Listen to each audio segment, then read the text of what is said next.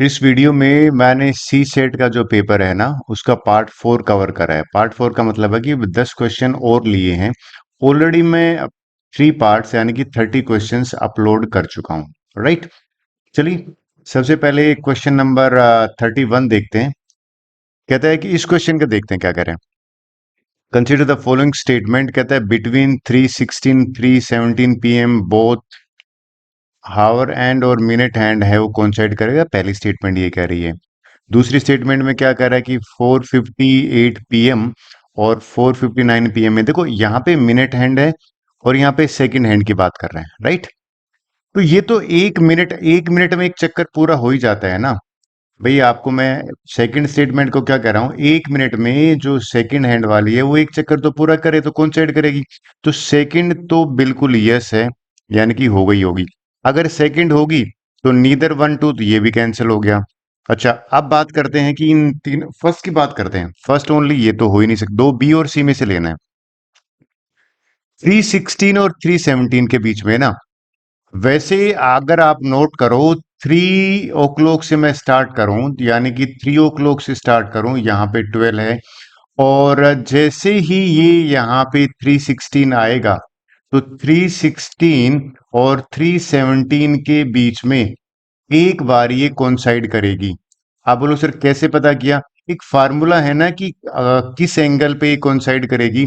अगर उस एंगल वाले फार्मूले से हम निकाल लेते हैं तो हमें पता लगता है कि जैसे ही 3:16 होगा उसके बाद मिनट हैंड और आवर हैंड है वो दोनों कोइंसाइड करेंगी। तो इस स्टेटमेंट में ये जो वाला पार्ट है ये भी ट्रू है। बात होगी सर वो फार्मूला क्या है निकालने का। वो फार्मूला मैं आपको डिटेल में डिस्कस कर लेता हूँ, क्योंकि इसमें एंगल निकालने से स्टार्ट होता है। अगर ये दोनों ट्रू है तो इस क्वेश्चन का आंसर हो जाएगा बोथ 1 and 2। आई होप आपको थोड़ा बहुत क्लियर हुआ होगा। 32 क्वेश्चन देखते हैं। कहता है consider the following statement respect to to natural number दे रखा है। ठीक है, P is a prime number. अच्छा, पी प्राइम नंबर है तो मेरा मानना है अब प्राइम नंबर आपको पता ही होगा। और मैं लिख भी देता हूं जो किसी की टेबल में नहीं आते, जिसके दो ही फैक्टर हैं, 2 3 5 7 11 13। ठीक है, नेक्स्ट बात करते हैं। कहते हैं क्यू है कंपोजिट नंबर है। क्यू कंपोजिट है तो कंपोजिट नंबर होते हैं जिसके मोर देन 2 फैक्टर हो। सबसे छोटा कंपोजिट नंबर 4 है। 4 6 8 9 10। राइट, अब देखिए ये कहता है कि इनको स्टेटमेंट को देखते हैं। P and Q can be. अच्छा, वर्ड आ गया, कैन बी आ गया। कैन बी का मतलब अगर एक भी एग्जाम्पल होगा ना तो ये सही माना जाएगा। तो चेक करके देख लेते हैं कैसे दो नंबर ढूंढते हैं जिनको मल्टीप्लाई करने पे ओड नंबर आए। मैंने एक नंबर यहाँ पे ले लिए, मान लीजिए प्राइम नंबर ले लिया 3। ठीक है, और ये नंबर ले लिया कंपोजिट 9। इन दोनों को मल्टीप्लाई करा तो 27। तो 27 तो ओड नंबर है। तो पहली स्टेटमेंट है वो करेक्ट है। मतलब ये कैन बी ओड नंबर, मतलब एक भी आता है तो ये करेक्ट माना जाएगा। फिर कहते हैं कि Q upon P prime number है। तो इसमें भी हम क्या करते हैं, Q को मैं 9 ले लेता हूं। ठीक है, Q अपॉन P की बात कर रहे हैं ना, तो 9 ले लिया। P को मैं 3 ले लेता हूं, प्राइम नंबर है। और इसको मैंने डिवाइड किया तो 3 आया, और 3 प्राइम नंबर है। अगर ये प्राइम नंबर है तो बिल्कुल देखिए सेकंड स्टेटमेंट भी ट्रू है। अब बात करते हैं थर्ड वाला का। कहते हैं P and Q can be A prime number. आप एक एग्जांपल देखिए कि कौन से एक नंबर ले लेते हैं, यानी कि हमें प्राइम नंबर चाहिए ना। तो यहां पे मैं 3 ले लेता हूं। P प्लस क्यू की बात हो रही है ना। P मैंने 3 ले लिया, Q मैंने 4 ले लिया, और इनको ऐड करने पे 7 जो है वो प्राइम नंबर आया। तो देखिए मैंने एक एक एग्जाम्पल लिया है, और ये कैन बी का यहाँ पे मीनिंग है कि एक एग्जाम्पल भी आएगा तो ट्रू है। तो तीनों स्टेटमेंट इसमें सही है। इस क्वेश्चन का आंसर हो जाएगा डी। 33rd क्वेश्चन देखते हैं। कहता है पी ए 2 डिजिट नंबर और क्यू उसको रिवर्स करने पे आता है सेम डिजिट में। हमें दे रखा है पी और Q, then what is the difference between. ठीक है, एक काम करते हैं, ये जो नंबर आया ना, इस नंबर का मैं सबसे पहले प्राइम फैक्टर करता हूँ। 2 से डिवाइड किया, 2 1 जा 2 2 जा 2 1 जा, ये आ गया। ठीक है, फिर 3 से डिवाइड हो रहा है, 3 4 जा, और यहाँ पे 3 5 जा, फिर 3 से जा रहा है, 3 1 जा, और 3 3 जा, या फिर इससे जा, फिर 3 से जा रहा है। अगर आप नोट करोगे 3 4 जा, यहाँ पे 45 आ गया, फिर 3 से जा रहा है, 3 1 जा और 3 15 आ गया, फिर 3 से जा रहा है, और यहाँ पे 5 आया और फिर 5 से जा रहा, मैंने इसके प्राइम फैक्टर कर लिए। अब इसमें ऐसे क्वेश्चंस को ना आपको दो नंबर ढूंढने हैं ना, तो एक काम करते हैं, इनको मल्टीप्लाई कर ले लेते हैं, पहले कोई भी दो नंबर ले लेते थे, 3 5 से 15 हो गया, एक और लेते हैं 15 3 से अगर आप ले लोगे तो 45 हो गया।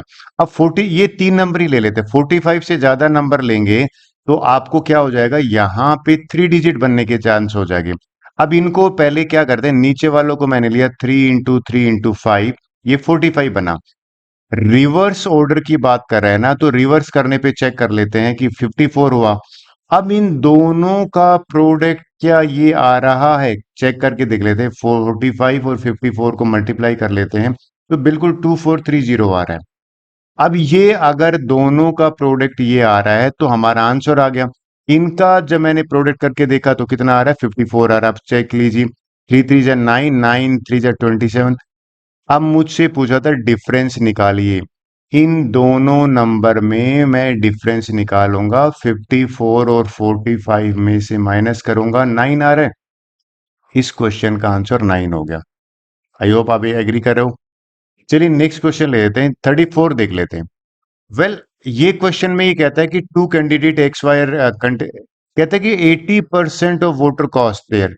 ठीक है भी, मैं टोटल को मान लेता हूं, टोटल उस गांव में ना एक्स वोटर्स हैं, जो वोटर लिस्ट में है ना, जिनका नाम है वो एक्स है, और जिन्होंने कास्ट किया ना वोट वो 80% है, यानी कि 80% ऑफ एक्स मैंने निकाला। ठीक है, इसको कट करूंगा, एक जीरो से एक जीरो कैंसिल हो गया, 4 से कट, 2 से होता है 2 4 जा और 2 5 जा, यानी कि ये आ गया मेरा 4x/5, इतने कास्ट हुए हैं। ठीक है, अब x को 50% मिले हैं, x को मिले हैं 56%। अब बोलो सर y को कितने मिलेंगे, एक बड़ा अच्छा सा तरीका है, 100 में से 56 माइनस कर लीजिए, यानी कि 44 आ गए, इसकी परसेंटेज है 44। एग्री।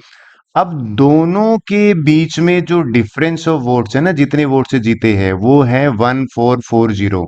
इन दोनों का डिफरेंस निकाल लेते हैं, इन दोनों का डिफरेंस निकलेगा 56 में से मैंने 44 मैंने माइनस करा तो यहाँ पे 12% आया।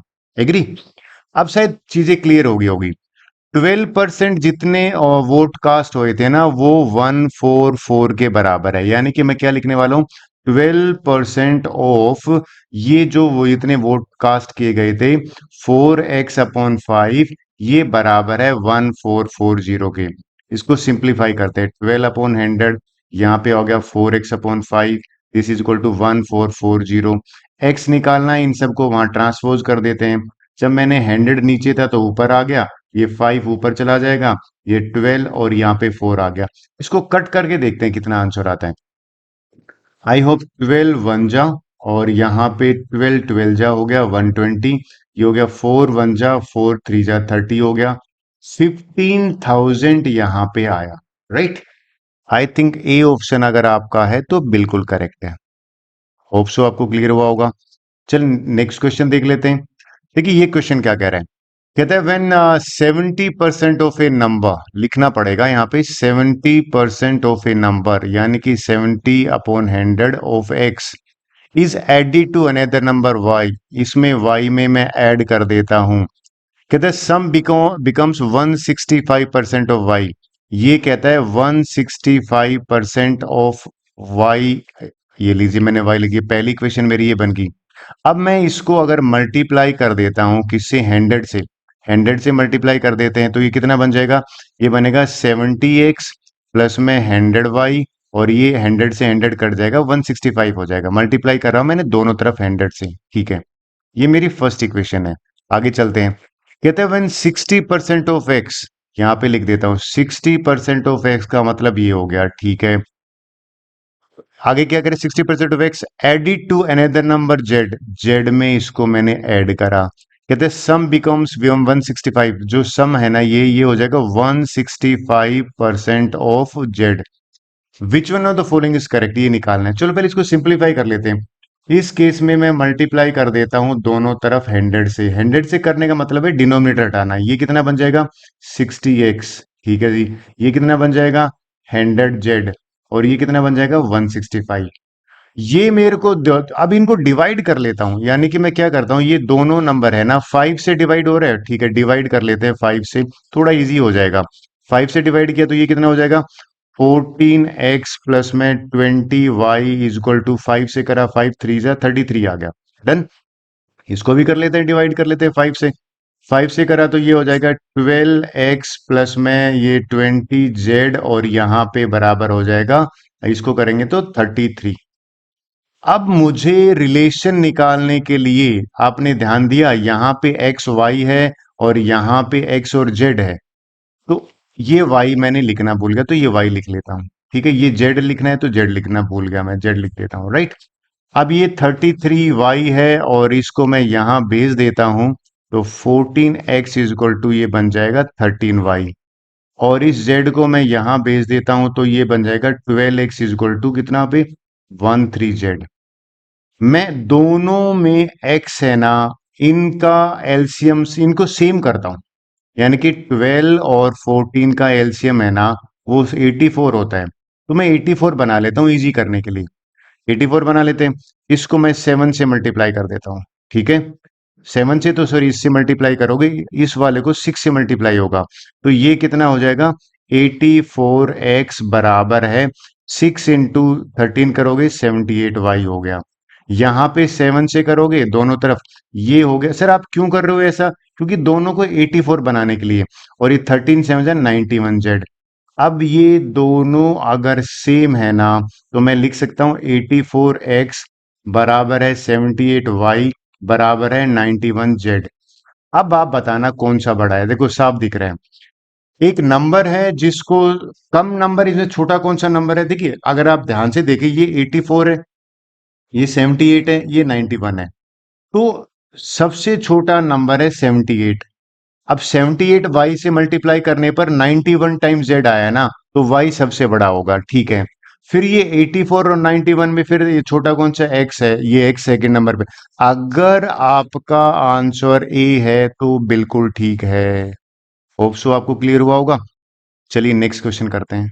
36 क्वेश्चन करते हैं। मुझे लगता है पूरे पेपर में सबसे ज्यादा इजी ये क्वेश्चन है, इसको तो अवार्ड देना चाहिए, मोस्ट इजीएस्ट क्वेश्चन। देखिए क्या कह रहा है, रिमाइंडर निकालना है when this is divided by, बिना टाइम वेस्ट किए ना 1261 के फैक्टर निकाल लीजिए। अब इतना इजी फैक्टर तो है नहीं, जिनके इजी फैक्टर नहीं होते ना वो पक्का ऐसे नंबर से डिवाइड होंगे, जैसे 13 से डिवाइड हो रहा है, 13 से करोगे तो 97 आया, 97 से करागा तो ओबियसली 1 आया। अब ये अगर मैं इससे डिवाइड कर रहा हूं थोड़ी देर के लिए, तो डिवाइड करने पे 1261 की जगह पे मैं 13 इंटू 97 लिख सकता हूँ, ठीक है। अब इसको देखते हैं कट हो रहा है क्या, बिल्कुल कट हो रहा है, देखिए 97 से 97 कट हो रहा है। 13 की अगर टेबल आती है तो 13 वन जा 13 सेवन जा 91 होता है। अगर ये फुल्ली डिविजिबल है, यानी कि पूरा पूरा डिविजिबल हो रहा है, तो आप एग्री करोगे उस केस में रिमाइंडर जीरो होगा। हमसे रिमाइंडर पूछा गया था तो reminder is zero. I hope इसमें तो आपको नहीं ज्यादा दिक्कत आनी चाहिए। 37 क्वेश्चन देखते हैं। ये क्वेश्चन को मेरी आधी क्लास ने रोंग कर दिया था। देखिए क्या कह रहे हैं, कहते भाई 24 मैन, एंड पे ध्यान देना, एंड 12 वुमेन। 24 मैन जो हैं वो, और 12 वुमेन जो हैं वो अगर काम करने हैं तो उनको 30 डेज लग जाते हैं ये काम करने में, ठीक है। कहते ये बताओ 12 मैन हो जाएं, मैन आधे हो जाएं, और वुमेन जो है वो 24 हो जाएं, तो कितने उसमें डेज में ये काम हो जाएंगी। एक्चुअल में देखिए मैक्सिमम बच्चे 30 करके आ गए थे, 30 तो भैया रोंग होगा। क्यों रोंग होगा सर, इसने ना ये नहीं बताया, एफिशिएंसी की बात नहीं करी। एफिशिएंसी की बात मतलब ये नहीं कहा, अगर और वर्ड होता ना यहाँ पे, यानी कि 24 मैन और 12 वुमेन होता, तो हमें आइडिया लग जाता कि भाई कौन ज्यादा एफिशिएंट है काम करने में। लेकिन there is no relation between man and women, हमें पता ही नहीं लग रहा कि मैन और वुमेन में क्या रिलेशन है, तो कौन ज्यादा एफिशिएंट है। अगर वोमेन ज्यादा एफिशिएंट है कि मैन, अगर इनका नहीं पता लग रहा है तो 30 तो किसी एंगल से हो ही नहीं सकते। हाँ मोर देन 30 भी हो सकते हैं, लेस देन 30 भी हो सकता है, but we can not predict. इस इंफॉर्मेशन के बेस पे हम निकाल ही नहीं सकते। क्यों नहीं निकाल सकते? क्योंकि there is no relation between given man efficiency और वुमेन की एफिशिएंसी में नहीं रिलेशन को दे रखा, और बिना एफिशिएंसी के रिलेशन के हम इस क्वेश्चन को सोल्व नहीं कर सकते। तो इस केस में जो बनता है ना, वो डेटा इनएडुकेट बनता है। अगर आप करने भी बैठोगे, मान लीजिए मैन की और वुमेन की बराबर है, तो क्या करोगे? 30 डेज में काम हो जाएगा। लेकिन मान लीजिए मैन है वो ज्यादा एफिशिएंट है वुमेन से, तो क्या हो जाएगा इस केस में? तो हमसे 12 मैन ही है, तो लेस देन 30 डेज लगेंगे, उस सॉरी मोर देन 30 डेज लगेंगे, 30 डेज मोर लगेंगे। अगर वो मतलब तीनों केस बना के देख लीजिए आप। मैं तुम आपको ये बताने की कोशिश कर रहा हूं, इस केस में तो आप रिलेशन ही नहीं दे रखा है, तब तो डेटा इज इनएडिक्वेट। डन। 38 क्वेश्चन देखते हैं। वेल ये अच्छा क्वेश्चन लगा मुझे, बहुत बढ़िया क्वेश्चन लगा, इसको मैं इंपॉर्टेंट मार्क करता हूँ। मैं सोच रहा हूँ इसको एग्जाम में भी दूं, मेरे जो इंटरनल एग्जाम होते। सुनिए, रेक्टेंगुलर सीट है, बिना टाइम का वेस्ट करे एक रेक्टेंगल सीट बना लेते हैं। ये लीजिए रेक्टेंगल सीट बन गई है, और ये रेक्टेंगल सीट है, दो बना लेते हैं क्योंकि दो बार मुझे समझाना पड़ेगा। राइट। कहता है कि रेक्टेंगल सीट में 20 सेंटीमीटर लेंथ दे रखी है, बिल्कुल ठीक है जी, और 8 सेंटीमीटर ब्रेड दे रखी है। कहते it is possible to cut the sheet exactly into 4 square में कट कर सकते हैं क्या? वैसे एक बताऊं, 8 और 20 का अगर मैं एचसीएफ निकाल के देखूं तो 4 तो हो तो सकता है, लेकिन प्रैक्टिकली करते हैं 4 में हो सकता है।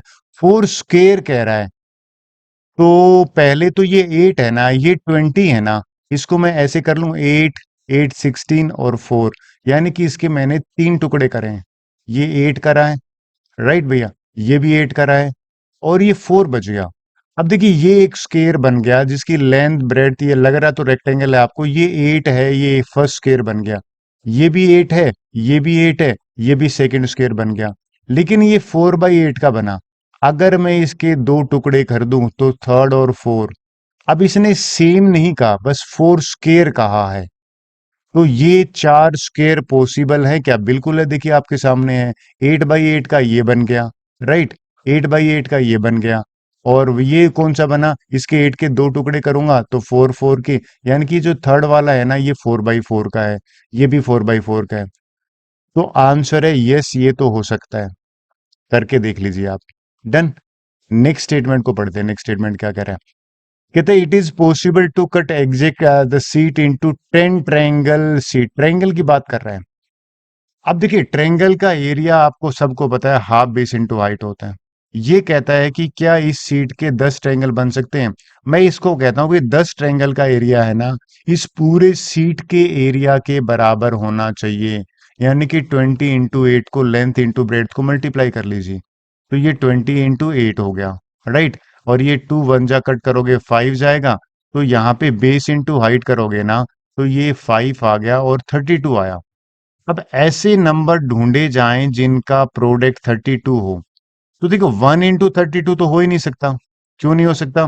क्योंकि 32 तो लेंथ ही नहीं है ना हमारे पास। इसमें 4 इंटू 8 हो सकता है जो फिजिबल है। तो हम वर्कआउट करके देखते हैं, 4 इंटू 32 है ना, वो हो सकता है। 16, 4 इंटू 2 क्यों होगा सर?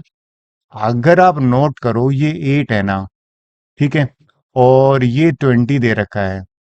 अगर मैं इस तरह से करूं, ये 8 ले लूं और 4 ले लूं, यहाँ पे ये 4 ले लूं, तो ये 4 कितनी बार आएगा? 5 बार आएगा। वन टाइम, चलिए एक वन टाइम हो गया, ये 4 हो गया, 2 टाइम हो गया, ये 3 टाइम हो गया, राइट, ये 4 टाइम हो गया, और ये 5। मतलब ये जो 4 है ना, ये मुझे लेना पड़ेगा 5 बार, राइट।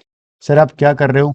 मैं बेसिकली आपको करके दिखाता हूँ। मैंने इसकी स्ट्रिप ले ली इस तरह से, और करा क्या है, इस रेक्टेंगल सीट के ना 5 पीसीज करे, 3 हो गए, 4 और 5।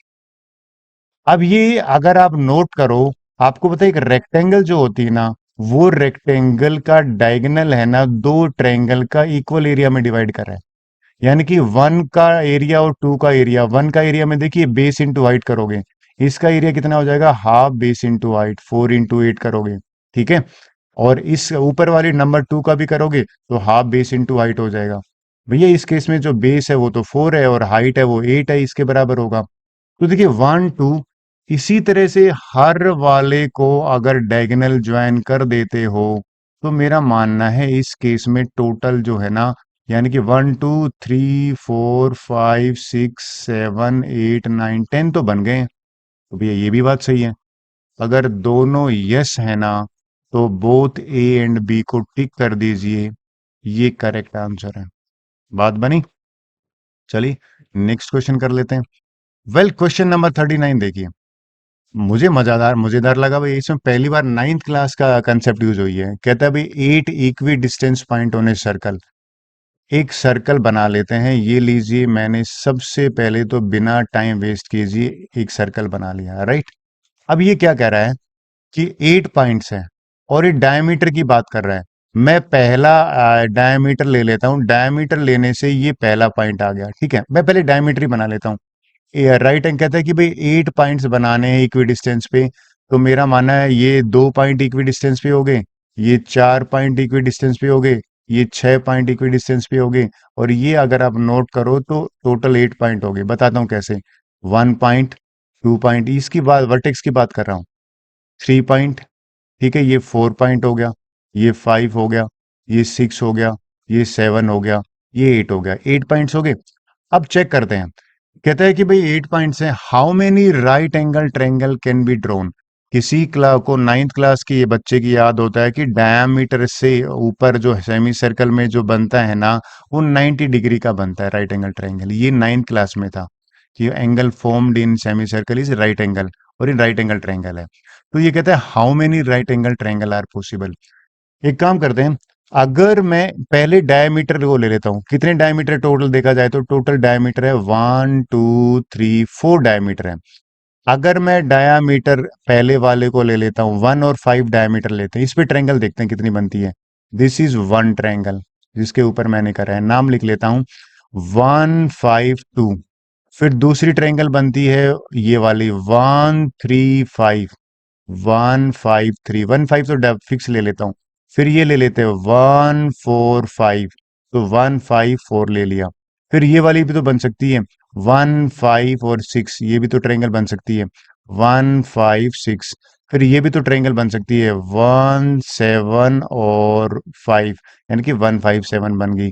और ये वाली ट्रायंगल बन जाएगी 1 8 और 5, तो 1 5 8। अगर आपने नोट कराना ये कितनी बन गई, 1 2 3 4 5 6 बन गई। अगर मैं डायामीटर, डायामीटर की स्पेलिंग ये थी, डायामीटर 1 5 लूं तो 6 बनती है। डायामीटर अगर मैं 2 6 लूं तो यहाँ पे भी 6 आएंगी। डायामीटर अगर मैं 3 7 लूं तो यहाँ पे भी 6 आएंगी। डायामीटर मैं 4 8 लूं तो यहाँ पे भी 6 आएंगी। चार डायामीटर बनते हैं ना 8 पॉइंट्स पे, तो 4 को 6 से मल्टीप्लाई करूंगा। अगर आपका आंसर ये 24 आ रहा है, बिल्कुल ठीक है। होप सो आपको क्लियर हुआ होगा। चलिए नेक्स्ट क्वेश्चन ले लेते हैं, that is the last question of our video. देखते हैं क्या कह रहा है। कहते देर इज ए न्यूमेरिक लोक विच हैज 3 डिजिट पिन। ठीक है, the pin contain digit 1 to 7। हमारे को दे रखा है 1 2 3 4 5 6 7, ये दे रखे हैं। कहते हैं देर इज नो रिपीटेशन। ठीक है भैया। कहते हैं जो पिन जो बनेगी ना वो 3 डिजिट का, तो 3 वो हो गए। पहली इंस्ट्रक्शन देखिए भैया, रूल देखिए, ये ध्यान में रखना है। पहला रूल क्या कह रहा है, कहता है देर इज नो रिपीटिशन, बिल्कुल ठीक है। कहता है कि उसके बाद डिजिट लेफ्ट टू राइट चलेंगे, यहां से चलेंगे लेफ्ट टू राइट, बिल्कुल ठीक है। कहता है डिक्रीजिंग ऑर्डर, ये इंपॉर्टेंट है भैया। यानी कि डिक्रीजिंग ऑर्डर का मतलब है कि अगर आप समझ पाओगे ये 1 2 3 ऐसा नहीं होगा, है ना, ये हो सकता है 3 to 1। फिर क्या कहता है कि any 2 digit in the pin differ by at least 2। भैया डिफरेंस है ना 2 डिजिट के बीच में, डिफरेंस, वो एटलीस्ट वर्ड का मतलब है कि मिनिमम 2 हो तो अच्छा रहेगा, 2 से ज्यादा भी चलेगा, है ना, बट 2 से कम नहीं होना चाहिए। तो how many maximum attempt does one need to find out pin. भैया गजब, चलिए करके देखना पड़ेगा। डिक्रीजिंग ऑर्डर वाला है ना, इसका मीनिंग है कि सबसे पहले मैं बड़े नंबर से ट्राई करता हूं। 7 अगर मैं ले लूं, डिफरेंस मिनिमम 2 लेना है ना, तो 7 5 और 3, एक ये भी हो सकता है। करेक्ट है, 7 को लेके देखते हैं। 7, ठीक है। उसके बाद मैंने 5 रखा, और उसके बाद 7 5 के बाद ये मैं 2 ले लेता हूँ, ये भी हो सकता है भैया, डिफरेंस 2 से ज्यादा। फिर 7 5 1 ये भी हो सकता है क्या? बिल्कुल हो सकता है। अब वो लोग सर फिर और हो सकते हैं क्या 7 के? बिल्कुल से हो सकते हैं 7 के साथ में मैं अगर 4 ले लूं तो 7 4 और 2 हो सकता है, 7 4 और 1 भी हो सकता है। फिर 7 के साथ और हो सकता है क्या? 7 के साथ में अगर 3 ले लेता हूँ, एक और हो सकता है कि 7 के साथ में मैं 3 लूं और फिर 1 आ सकता है। तो इस केस में 1 2 3 4 5 6 6 तो पॉसिबिलिटी यहाँ पे आ गई, अगर वो जो पिन है वो 7 से स्टार्ट है। जरूरी थोड़ी 7 से हो, बस डिक्रीजिंग ऑर्डर है। दूसरा देखते हैं, अगर 6 से स्टार्ट हो, मान लीजिए इससे स्टार्ट हो तो 6 4 और 2 ये भी हो सकता है। 6 के बाद में 4 आया और 2 आया, 6 4 और 1 भी आ सकता है भैया, ये भी आ सकता है। फिर ये भी तो हो सकता है 6 के बाद 3 और 3 के बाद 1। इस केस में जो पॉसिबिलिटी बनी है ना वो 3 बनी है। एग्री कर रहे हो? अब 7 6 के बाद 5 वाला देखते हैं। 5 अगर मान लो पहला मैं 5 ले लेता हूं तो 5 के साथ में आएगा 3 का, यानी कि 5 3 1, यहाँ पे तो एक ही बन रहा है। एग्री? तो एक यहाँ पे बन गया। आई थिंक इनसे ज्यादा पॉसिबिलिटी बन ही नहीं रही, तो इनको ऐड कर देते हैं। 6 प्लस में 3 प्लस में 1, अगर आपका भी आंसर 10 है तो बिल्कुल ठीक है। आई होप आपको क्लियर हुआ होगा। With this our video is over, hope so आपको पसंद आया होगा। Thank you very much.